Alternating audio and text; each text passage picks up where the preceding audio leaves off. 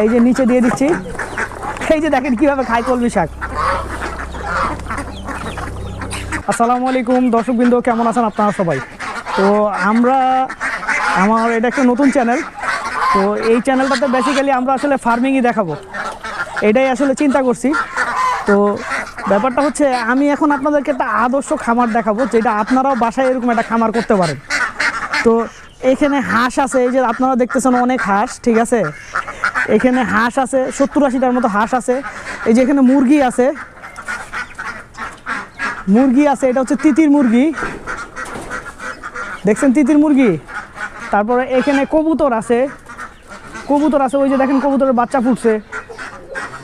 এই যে কবুতর, তার মানে একটা সুন্দর একটা পরিবেশ। তো এবং এখান থেকে এই যে ছোট্ট খামারটা, এটার প্রোডাক্টিভিটিও আছে। কেন বলতেছি, এই প্রত্যেক দিনই আসলে মোটামুটি ভালো পরিমাণে ডিম আসে, হাঁসের ডিম আসে, মুরগির ডিম আসে, এই মনে করেন এই ছোট্ট খামারটা থেকে। এই যে এখন হাঁসে খাবার দিছে, চাল দিছে মনে হয়। হাঁস আছে এখানে অনেকগুলা, প্রায় মনে করেন আপনার 80-90টার মতো টোটাল হাঁস আছে।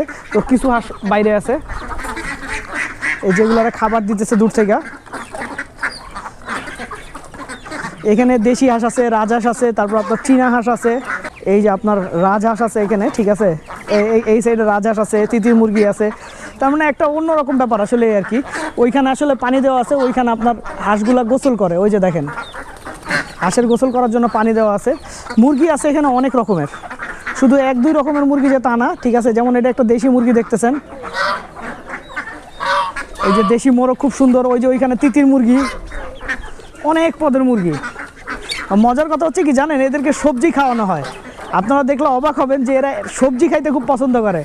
এই যে সবজি, ঠিক আছে, এই যে সবজি, এগুলো হচ্ছে কলমি শাক। এরা কলমি শাক খুব পছন্দ করে। কে নিচে দিব? এই যে নিচে দিয়ে দিচ্ছি। এই যে দেখেন কিভাবে খায় কলমি শাক। আমিও ওদেরকে একটু খাওয়াচ্ছি। আপনারা দেখেন, আপনারা হয়তো অনেকেই এটা জানেন কি জানেন না, যে মনে করেন হাঁস মুরগির এই কলমি শাক হচ্ছে একটা খুব ভালো খাবার। আমি কবুতরকে ট্রাই করবো এরকম আসলে শাক খাওয়ানোর জন্য। আমি জানি না সেটা পারবো কি না, তবে চেষ্টা করব। পুঁইশাক মধ্যেখানে ধরাইছিলাম, পুঁইশাকের অভ্যাস মধ্যেখানে ধরাইছিলাম। এই যে হচ্ছে আপনার ওরা সবাই দেখেন কিভাবে শাক খাচ্ছে। এই শাকের কারণে হয়তো বা শাকটা খাইলে হয়তো বা প্রোডাক্টিভিটিটা বেড়ে যাবে, ডিম পাড়াটা বেড়ে যাবে। এই প্রত্যেকদিন ডিম উঠে কয়টা?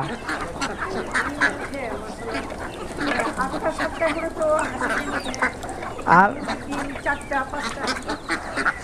এভারেজে পার ডে মনে করেন আপনার এই যে এইটা দেখতেছেন, ঠিক আছে, এখানে যা হাঁস মুরগি আছে এভারেজে মনে করেন ধরতে গেলে 20টা ডিম উঠে আর কি, হাঁস মুরগি মিলায়া।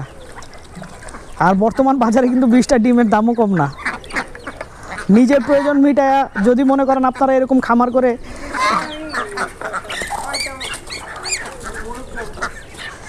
আবার মনে করেন যে মোরগগুলা হইতেছে, ঠিক আছে, এই মোরগগুলা মনে করেন পরবর্তীতে আপনারা নিজের খাদ্য হিসেবে ব্যবহার করতে পারেন, প্রোটিনের চাহিদা মেটাবে। এই যে দেখেন মোরগ আছে কতগুলা। মোরগ বড় হইতে কতদিন সময় লাগে এভারেজে একটা মোরগ? এই মোরগটার বয়স কত হবে? এই মোরগটা রোজার ঈদের পরে হয়েছে এইটা। এটা তো মোটামুটি একটা সাইজ হয়ে গেছে মোরগের। একটা হাঁস কিরকম ডিম পারে? তার মানে কতদিন টানা ডিম পারে? হ্যাঁ, তার মানে শীত থেকে ডিম পাড়া শুরু হয়েছে, এখনো হাঁস ডিম পারতেছে। আর এই যে বড় যে মুরগিগুলো, এগুলা কেমন ডিম পারে? মুরগি মনে হয় বেশি ডিম পারে না, না? ও বাচ্চা বসায় দেন। তো এখানে আপনার বাসার বাচ্চা কয়টা? হ্যাঁ, আচ্ছা আচ্ছা আচ্ছা। এখানে কি ম্যাক্সিমাম বাসার হাঁস, বাসার মুরগির বাচ্চা? হ্যাঁ হ্যাঁ হ্যাঁ, আচ্ছা আচ্ছা আচ্ছা আচ্ছা, এইটাও বাসার। তার মানে সোজা কথা যে এতটুকু জায়গা কাজে লাগায় আপনারা মনে করেন এই নিজের ডিমের প্রয়োজনও মিটাইতে পারবেন, নিজের মনে করেন আপনার মাংসের প্রয়োজনটাও মিটাইতে পারবেন। এটা একটা বিশাল বড় অপরচুনিটি। ওনারা কিছুদিন আগে 8টা মুরগি আসলে জবা করছে, কিছুদিন আগে 8টা মুরগি করছে খাওয়ার জন্য নিছে ওনারা, তাই না? এক একটা 1 কেজি 1.5 কেজি করে মনে করেন মাংস টিকছে, তাইলে আপনার মনে করেন ওজন কত ছিল লাইভ ওয়েট চিন্তা করেন।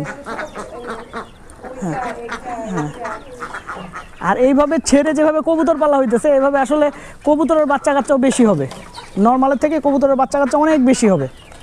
এভাবে ছাইরা রাখছে যেহেতু ওনারা, আপনার কবুতরের বাচ্চা কাচ্চা অনেক বেশি হবে। দেখেন আপনারা ছাড়া আছে, সব ছাড়া আছে, ওরা ওদের প্রয়োজন মতো যেটা দরকার সেটা খাবে, ঠিক আছে, যেটা যখন দরকার সেটা খাবে।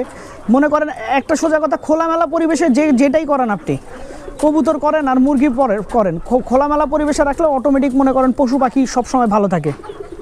এখানে আবার মনে করেন ঘুঘুও আছে, এই যে দেখেন এখানে ঘুঘু আছে, এখানে ঘুঘু পাখি আছে।